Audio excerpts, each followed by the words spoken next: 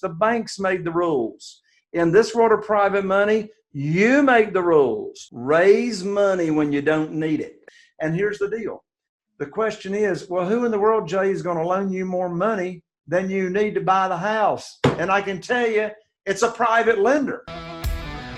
If you're a real estate investor and are wondering how to raise and leverage private money to make more profit on every deal, then you're in the right place. On Raising Private Money, we'll speak with new and seasoned investors to dissect their deals and extract the best tips and strategies to help you get the money, because the money comes first. Now here's your host, Jay Conner. YouTube, let's talk about OPM, other people's money. Now, if you've read Rich Dad, Poor Dad, or even if you've just been around real estate investors for more than a minute, you've likely heard of this term, but I find a lot of newer investors are still really confused and intimidated by the idea of going out and asking friends and family for money when it comes to building their real estate portfolio or building the empire of real estate that they dream of. We need to understand, though, as investors, at the end of the day, you can't do this alone. No man is an island unto himself, and this is doubly true when it comes to real estate investing. Understand that the more leverage and the more access to leverage and debt we have, the greater the total assets we can control. And for a lot of investors that are still focused on the growth side of their real estate investing journey, getting access to OPM or other people's money is absolutely crucial and critical to your success long term. So in today's video, I catch up with an investor from the US, Jay, who's going to break down for us some of his best tips and tricks when it comes to raising OPM. What is up, YouTube? Matt McKeever here, and I'm really excited today. We've got Jay Conner. Jay, how's it going? Hey, Matt, fantastic. Thanks for having me on. Awesome. And I'm really excited to have Jay on the channel because we're going to be talking about private money. And so this is a subject matter that I know a lot of my audience is mildly familiar with, but depending upon their experience in real estate investing, for a lot of the newer investors, private money is something that gets thrown around that sounds cool in theory, but doesn't feel like something they can actually get their hands on. So it's one of those things where you maybe listen to one webinar, see one YouTube video, or read one book, and they make it sound like there's all kinds of crazy private money out there. But then when it actually comes time to go find it or go ask for it, that's where they really start second guessing themselves, getting lost in analysis paralysis and all that. So before we maybe dive into, what you recommend people do when it comes to finding that private money, Jay, could you just share with us some of your experiences with private money and why it's important to you and your personal real estate business model? Absolutely, Matt. And I appreciate you giving me an opportunity to give a little background and a little context here. My wife, Carol Joy, and I started investing in single family houses back in 2003, full time. And our total investment area and time has been focused here in a very small populated area, only 40,000 people. And we don't do that many deals a month over all these years. We'll do 2 to 3 deals a month. But since I got into using private money back in 2009, our average profits per house, with only a median price of $225,000, our average profit is $67,000 per deal. And so private money, the first 6 years that we were investing in houses from 2003 to 2009, we relied on local banks, mortgage companies, traditional financing. And quite frankly, Matt, I didn't know anything about creative terms, like seller financing and subject to and wraparound mortgages and all that. I was just relying on local banks. And in January 2009, like the rest of the world, I got cut off with no notice. Boom. I had contracts. I had houses under contract, no way to fund them. And so I was introduced to this world of private money. And when I say private money, I don't mean hard money. I don't mean brokers. I don't mean institutions. I mean private money, doing business with individuals. I also call it relationship money, mom and pop money, if you will. And so it was a huge blessing in disguise to be cut off from the banks, because in less than 90 days, I was able to attract and raise $2,150,000 in funding from private money individuals that I didn't have. So as that was a challenge and actually a blessing in disguise. I tripled my business within the first 12 months of being, introduced to this world of private money. So what's the importance of it? Well, I know I know that the majority of the deals out there for people that are going to take them down and stay in them and not just wholesale a deal, which, if you stay in the deal, that's where the biggest profits are. Having the cash is what's required on most of the deals. So what's this world of private money done for me and my wife and our team and family? It has tripled our business. And since 2009, Matt, thanks to private money, I've never missed out on a deal or opportunity that I wanted to take advantage of. That's awesome. And it's definitely a great point there about not missing out on opportunities. I think a lot of people that opt to only look towards the conventional channels for financing their deals, they often find that they have seasoning periods and different things like that they have to abide by, which sometimes really can put a kink into their deal funnel. Before kind of getting into your approach to private lending or private money borrowing, let's first talk about the options that an investor has. So when an investor is thinking about doing a deal, they've really got kind of two choices, right? They can either sell equity or raise debt. And so do you mind just kind of touching upon that and what your perspective is? It sounds like you're normally going the debt route. Yeah. So right now I don't have to guess. I know the exact statistics. So first of all, here in the States, with the environment that we're in right now, finding a deal or finding a house for sale that can be a deal in the multiple listing service listed with a real estate agent or a bank-owned property, that's not where the deals are, right? Anything listed with a real estate agent, I look at and my students look at as a bonus. That's like a bonus. So the deals that we're finding, the majority of them are what we call off-market deals, or houses that people will sell that do not have them listed in the multiple listing service with a real estate agent. Well, here's the statistics after analyzing over 1,000 property lead sheets as of recent. And that is only 13% of all the leads that we get. And I'm a good negotiator, and my acquisitionist has been with me for over 12 years. We know what we're doing when it comes to building rapport and talking with a possible seller over the phone. Well, only 13% of those sellers that don't have houses listed in the multiple listing service will sell to us creatively.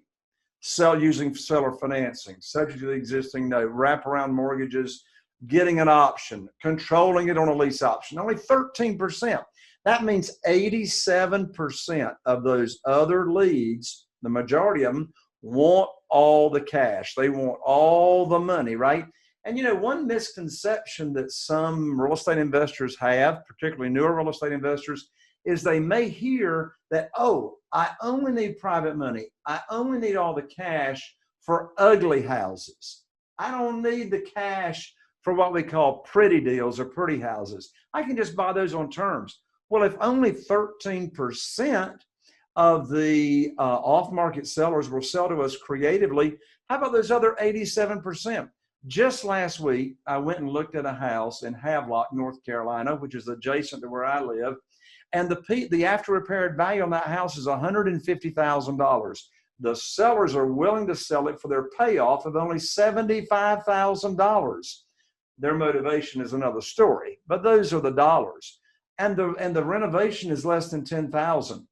And so we negotiated, sell it to us on subject to the existing note or seller financing. No go, because they have a mortgage, a Veterans Administration mortgage on it. They need that paid off to go buy another house.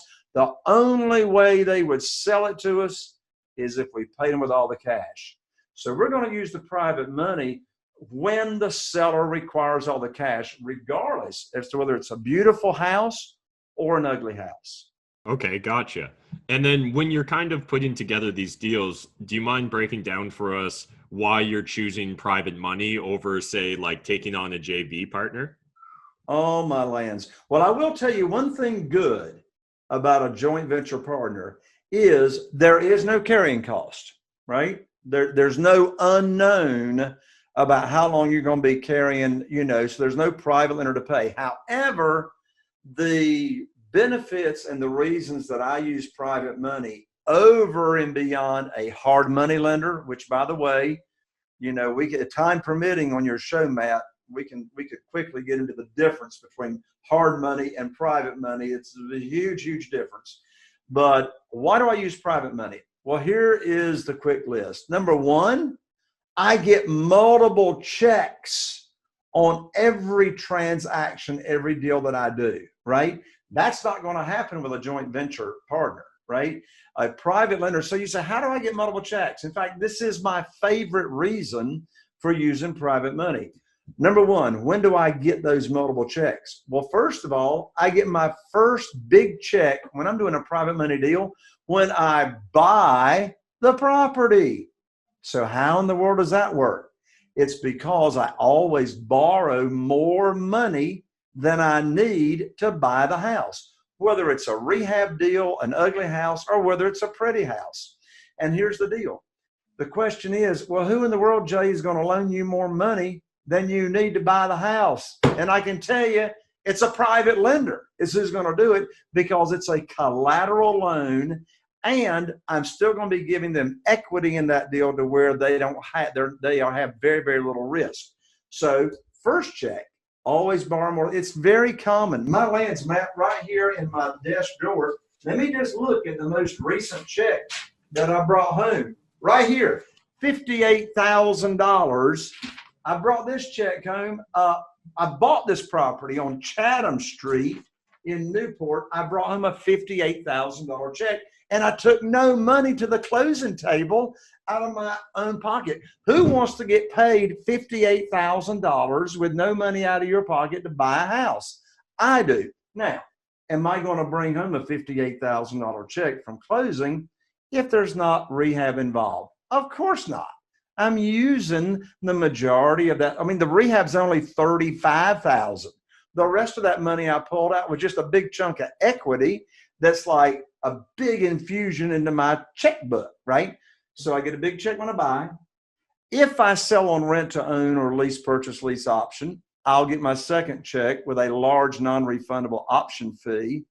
And then whether I sell on rent to own or not, I'll get another big check when I cash out, which is the difference between what I sell the property for and what I owe my private lender.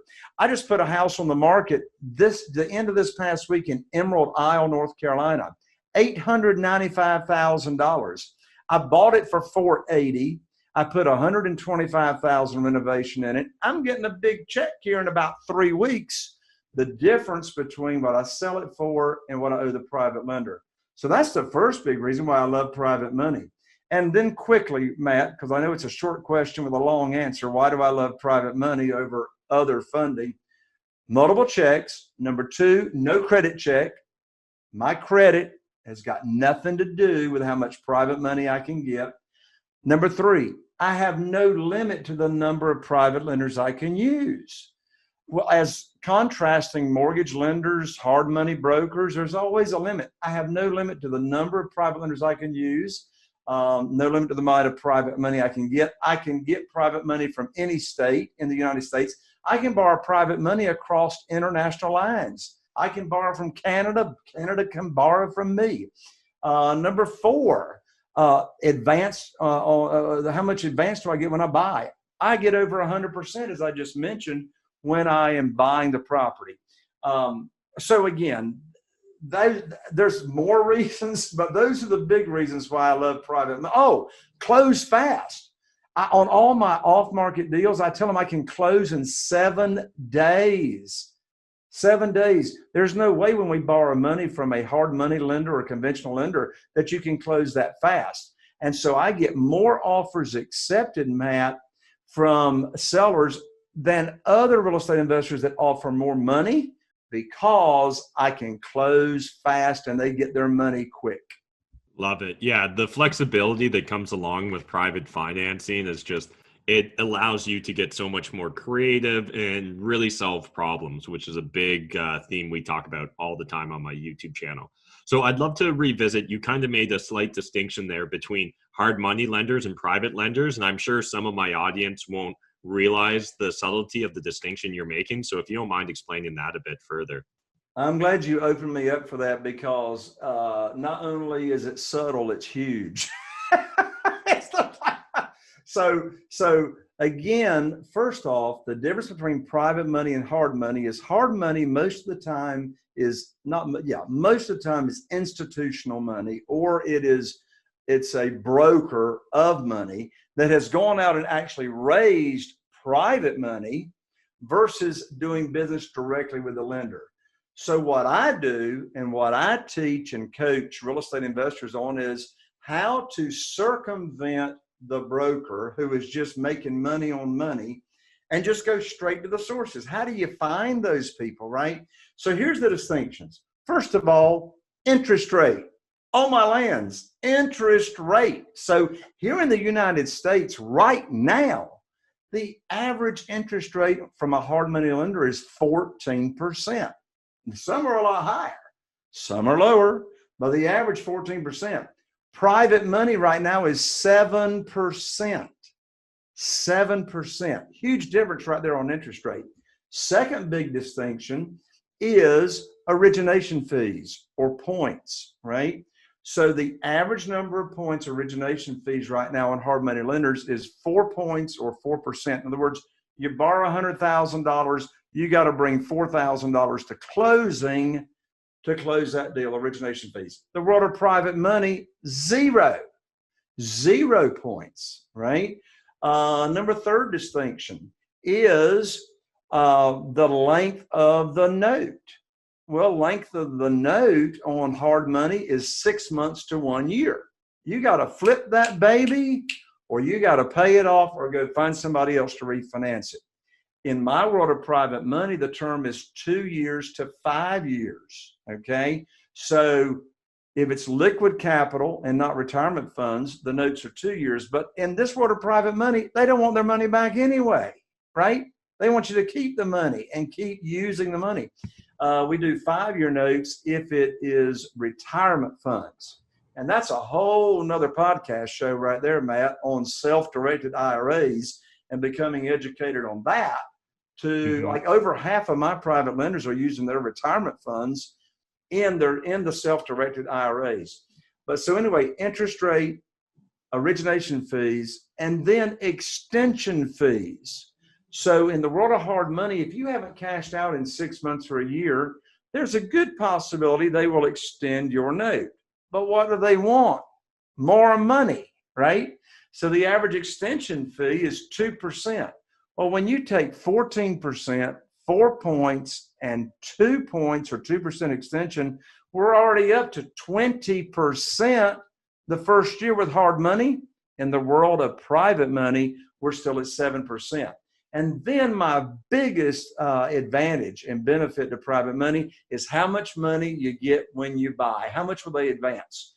The average hard money lender in the U.S. right now will only advance 80% of the purchase price, no matter how good the deal is. Who's got to come up with the other 20%? We do, real estate investor. But in this world of private money, we get 100% of our purchase. If there's rehab involved, we get 100% of rehab, and we don't have to pull any money out of our pocket. It's all funded by the private money lenders. Hallelujah. Love it. Yeah, absolutely. That distinction is really important to make between hard money and private lenders. You know, hard money, I really view as being in the business of lending money. And so it's very cutthroat and competitive, and there's not the same room for negotiation or creativity that you get with private lending when you're dealing directly with that private lender. It's much easier to take what you're trying to accomplish and model the way you borrow or the way it gets lent to you in alignment with that. So yeah, I really love that. Do you mind building upon why do people want to privately lend to you? Like, why do people want to be private lenders? Sure. So as we just pointed out, we know why we want to borrow private money, but why would a private lender want to do business with us? 3 big reasons. Number one, the interest rate. I mean, right now, here in the U.S., due to the environment we're in, did you know the average 12-month certificate of deposit yield at the local bank is 0.22%. As of last week, 0.22%. So we come along and pay a private lender 7% or even 8%. That's more than 20 times as much as they're going to get in the local, bank for a 1-year certificate of deposit. The second reason is that it is safe and secure. Now, how is this deal safe and secure? Number one, we don't borrow unsecured money. We don't borrow unsecured funds.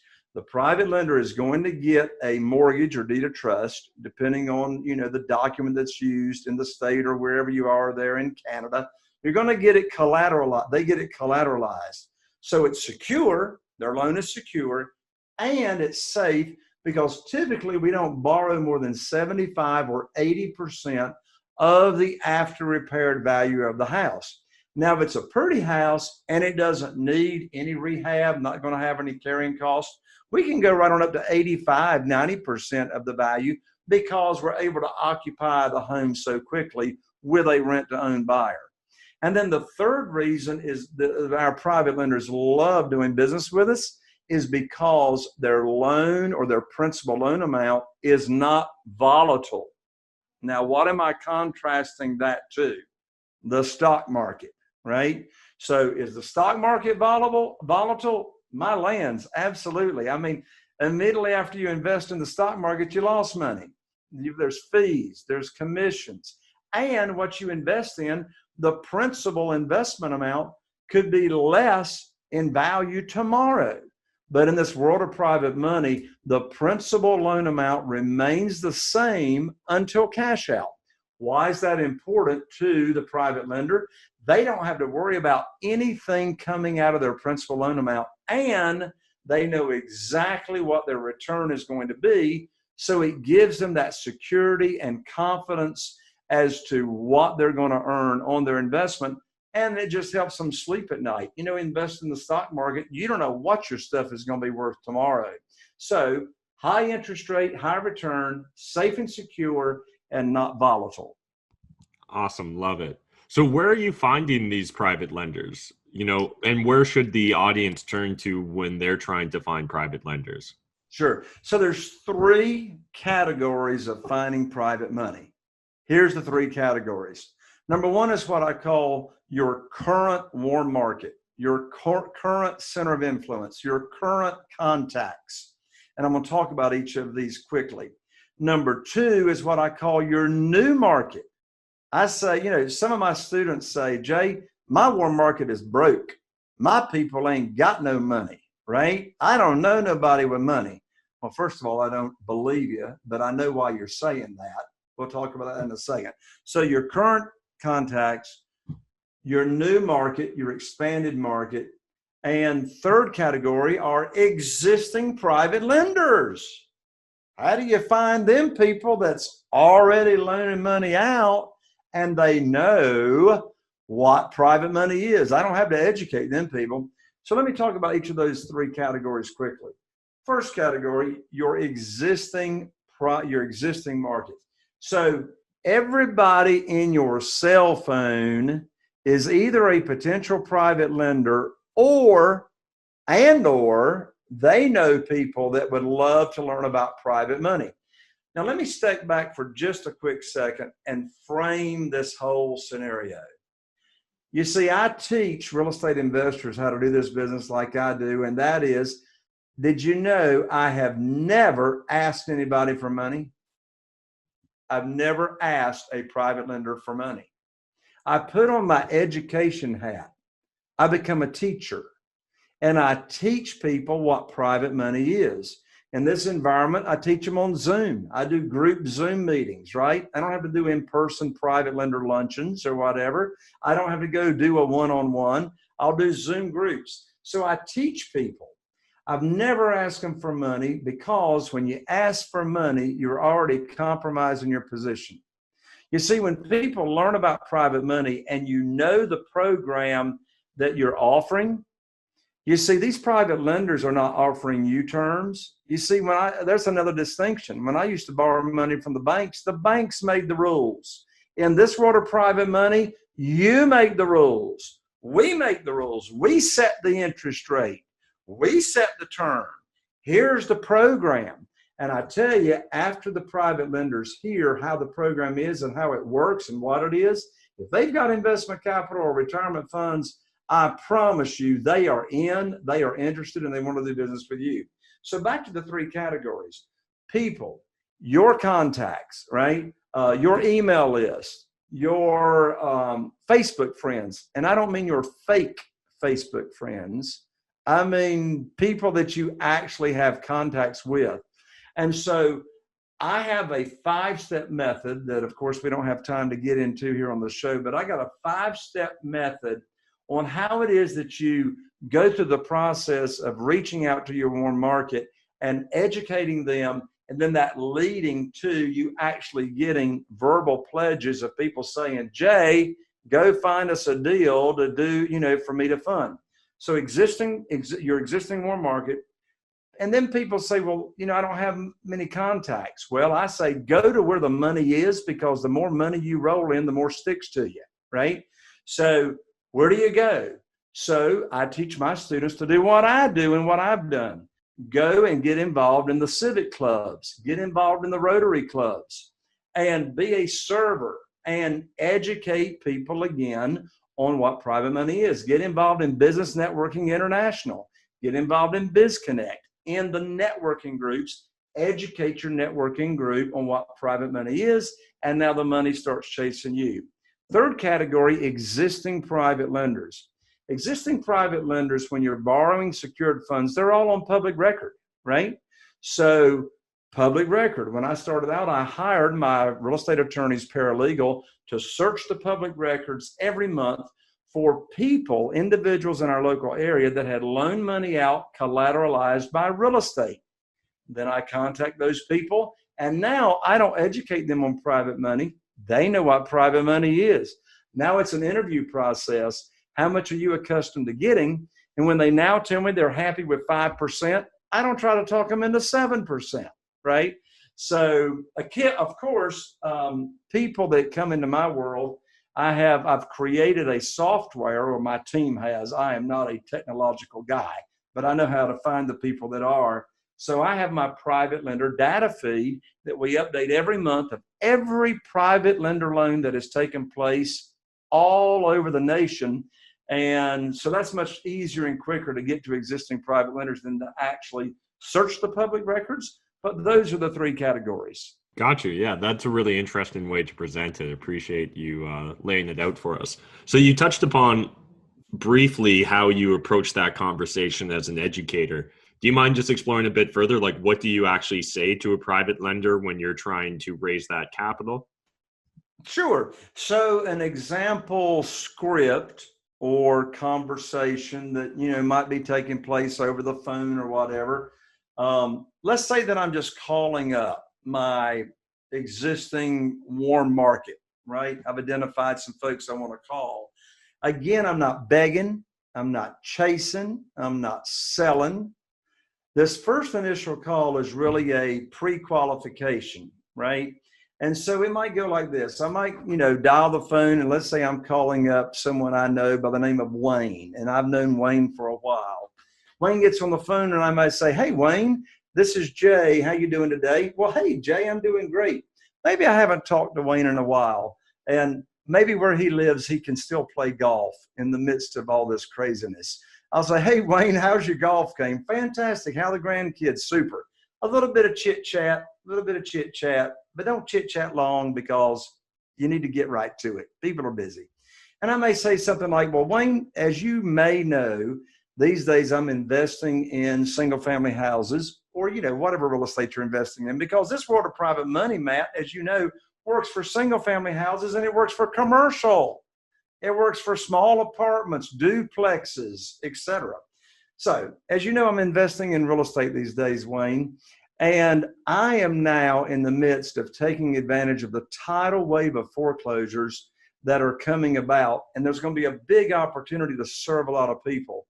As a result, Wayne, I've decided to open up my business to people that I know and trust. There's an important phrase right there. I've decided to open up my business to people that I know and trust. So what I'm doing, Wayne, is I am paying people ridiculous high rates of return. But again, this program is only for people that I know. And in fact, Wayne, this program may not be for you. But Wayne, unless you answer yes to the following question, there's really no need for me to give you any more information. And the question is, do you have investment capital or retirement funds not giving you a high rate of return safely and securely?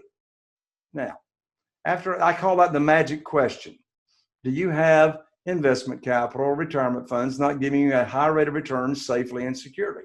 Now, if they say no, I know they're broke because 0.22% is not a high rate of return. But if they say yes, then my next step, which is step 3 in the warm market, is I email them or text them my 16-minute audio called Stress-Free Investing, which introduces them to the world of private money. But you know, Matt, that's what we call the direct approach. My guess is you have a good share of your audience that knows people, that has money, that might be intimidated to ask that direct question. So if you've got another 60 seconds, I'll share with what I call the indirect method. All right? Let's do it. The indirect method is what most of my students absolutely love. And it's actually how I got my first private lender to loan me $250,000 without me asking for any money. Do you want to get control of your financial life? Do you want to crush it in real estate with wholesaling? Do you want to join my full-time team of wholesalers like Mike? Or Shahir? Or what about Tyler? Or Diego? Or what about Amar? All right, and what do we do, boys? We make offers, we buy fast, never gonna miss a deal cause we pay cash. Offers, offers, offers, deals, deals, deals. Tell us, Mr. Seller, what price do you feel? Cause we're Southwestern's biggest source of deals. Boom! So if you guys want to crush it with wholesaling, you need to join my team. And down below, video description, there's all the links you need. The indirect method is what most of my students absolutely love. And it's actually how I got my first private lender to loan me $250,000 without me asking for any money. Here's the indirect method. So I know this person. We've been going to church for years. So we've got the trust, we got the relationship. And it was on a Wednesday night at Bible study at church. And I walked into the church building in the foyer and I walked up to him and I said, have you got a couple of minutes to visit with me on something confidential after Bible study? He said, well, yeah. So I said, great. So we go sit down, an hour goes by. I promise you this individual for an hour did not hear any word of God because he's been thinking for an hour, what's so confidential that Jay's got to talk to me about? So at the end, he comes running over to me. We go to one of the classrooms. He says, what you got in mind? Here's the indirect approach. And I said to him, I said, you know everybody in this town. You've been in business for yourself for decades. You're plugged into the Rotary Club, and I need your help. Wow. Is that an important phrase? I need your help. And here's how I need your help. I'm now opening up my real estate investing business, and it's by referral only. And I'm now paying high rates of return to people that I got some kind of connection with by referral. And so when you run across someone that's not happy with their rates of return on certificates of deposit or the retirement funds, would you refer them to me and I can tell them about my program and how they can get really, really high rates of return safely and securely? He looked at me and guess what he said? He says, well, what are you talking about? What kind of rate of return are you talking about? See, I knew he was loaded, but I'm not asking him directly, right? I'm asking him for his help. I said, what kind of rate of return you got? I said, well, it sort of depends on the deal. I mean, what would sound high to you? Now, this was in 2009 when I got cut off from the banks. He said, well, me and my wife are only making about 2%, 2.5% in the CDs. I guess high would be about 5%. And just to condense the conversation, Matt, I said, well, I can't pay you 5%, but I can pay you 8%. That led to a one-on-one meeting at their house, and they became my first $250,000 private lender, and I paid them 8%. So by asking for their help to spread the word, if they've got investment capital, they're in. But here's another magic secret sauce that I know we don't have time to go into on your show today. You got to be prepared to share your program. What interest rate are you paying? What are your terms? What's the length of note? What's your maximum loan to value? What's your geographical area? Because these are the questions they're going to ask that you need to be prepared to answer and share your complete program with them. But that's what it's all about. I mean, you're not selling anybody on a program. You're not selling them on a deal. In fact, man, I tell you what drives me crazy. Sometimes people will ask me, well, Jay, when you've got a deal to present to a private lender, how do you present the deal? My lands, you don't present the deal. There's no presentation. There's no, do you want to do this deal? That's a stupid question. Why would you ask your private lender, do you want to do this deal, when they already told you, I'm in on the program? Here's the secret. Don't present your program and a deal in the initial conversation. You just compromised your whole world. You're begging, right? I want to just talk about the program. Now they're in on the program. They tell me their range of investment. Now I'll call them back up and tell them 4 things. Here's the script. I got great news, Mr. Private Lender. For our first deal, I now can put your money to work. The after repaired value is X, 200,000. It's on a home located over in Newport. The funding required is $150,000. I know they got it. They already told me. The funding required is $150,000, and closing is a week from this Friday, which means I need you to have your funds wired to my real estate attorney's trust account by a week from Friday, and we'll be doing our first deal. That's it.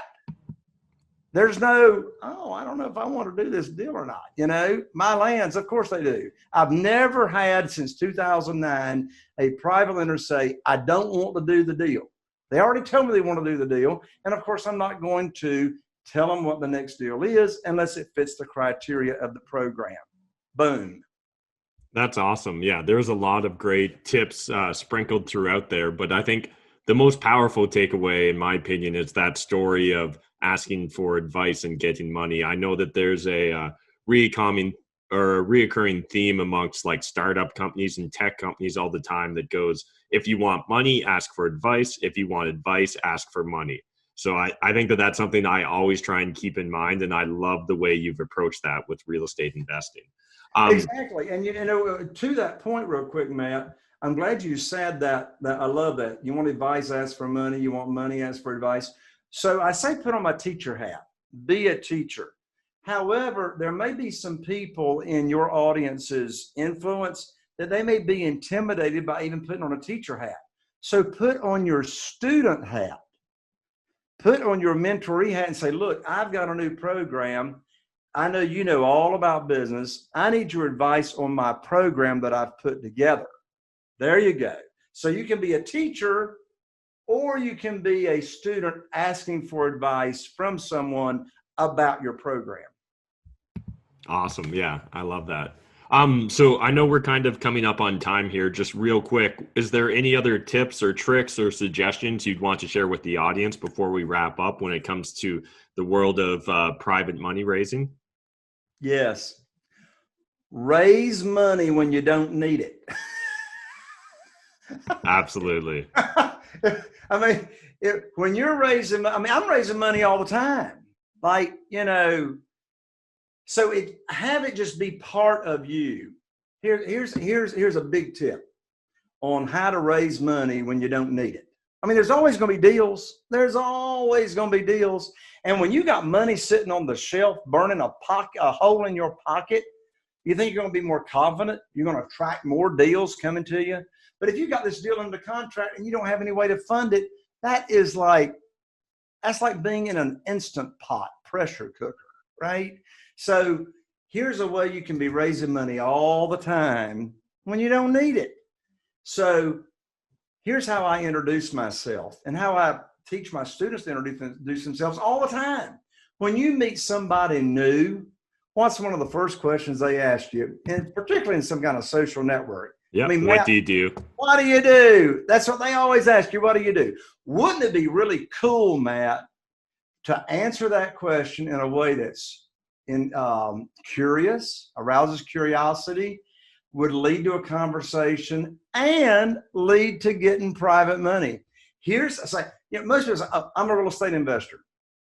And the other person that asked the question, their mind is going, that's nice. Like, who really cares that you're a real estate investor? Or I'm an attorney, I'm a plumber, I'm an electrician, I'm a blah, blah, blah, blah, blah. Here's how you answer the question to what do you do? And the answer is, I teach private lenders how to make a lot of money. That's the answer. Now let's analyze that answer. I teach private lenders how to make a lot of money. Number one, they don't know what you said. They do not understand what you said. They did hear that you're a teacher. They also heard make a lot of money. But they don't know what that private lender thing is. So you tell them, I teach private lenders how to make a lot of money. And then shut up. Don't say a word. Just smile at them. And you'll get all kinds of responses like, what? What'd you say? What? You know? And if you don't get a response, that means they weren't listening and they just want to talk. But nonetheless, there's your answer. I teach private lenders how to make a lot of money. I can't tell you how many hundreds of thousands of dollars just answering that question with what do you do? So again, raise the money. There's no pressure. There's always deals. Get money on the shelf and never miss out on a deal again because you didn't have the money. Love it. Yeah, that's a great networking tip. You always want to position yourself or answer that what do you do question where it's going to lead to another question, so it continues the narrative down the path that you were hoping to go. So absolutely love all the tips you've shared today, Jay. And I know that you mentioned right before we were recording this video, you're going to make one of your books available to the audience. So we're going to throw a link in the video description down below. Everyone can go over and grab a free copy of your book. And beyond that, if people want to follow along with you on your journey as a real estate investor, what's the best way to do so, or what's the best way to get in contact? Absolutely. So, in fact, Matt, not only my new book, Private Money and you're going to give them the URL for that. You can download it, folks, or I'll actually mail you a hard copy and autograph it for you. But to follow me, I tell you what, I've got a new Private Money Academy membership that I just launched. And Matt, I can give all of your followers and listeners and viewers 4 weeks for free, and you get me twice a month talking about private money, and I answer your questions. If they want to take advantage of that for free, Matt, they can go to www.jayconner, Jayconner, I'm an ER, not an OR, jayconner.com/trial. Awesome. Thanks so much, Jay. Really appreciate you taking the time to just chat with us about private money. Very powerful concept. If as a real estate investor, you can internalize it and then just go out there and actually put in the work to raise that money. Definitely one of the fastest ways to scale your portfolio. Every investor at some point in time is going to have to start using OPM, other people's money, or OPR, other people's resources. I think a lot of us would be better served to jump ahead and really get into private money and raising it right from the start. So thanks again, Jay. Thank you, Matt, for having me on. God bless you. Thanks again to Jay for taking the time to break down for us exactly his approach to raising OPM. I know this can be a very intimidating subject matter for a lot of new investors, but it's absolutely crucial that you get accustomed and comfortable with this concept, because again, you can't do this only with your own money. At some point in time, you're going to have to depend on other people's money and OPR, other people's resources. So thanks again to Jay for taking the time to break down for us his exact approach when it comes to raising that OPM. If you guys have any questions about raising OPM, jump in that comment section down below. Hit me up. I'm more than happy to answer those questions, because I remember being that new investor who was really scared of asking friends and family for the opportunity to get access to their money so that I could go buy more real estate. So if you guys enjoyed this video, smash the like button, hit the subscribe button if you're new to my channel, And until next time, remember, making money is a team sport. There's more than enough money in this world for us to all make it, but if you're not saving it, what's the point? Thanks, guys. Are you feeling inspired by the knowledge you gained in this episode? Then head over to jconner.com/moneyguide. That's jconner.com/moneyguide and download your free guide that shares 7 reasons why private money will skyrocket your real estate investing business right now. Again, that's jconner.com/moneyguide to get your free guide. We'll see you next time on Raising Private Money with Jay Conner.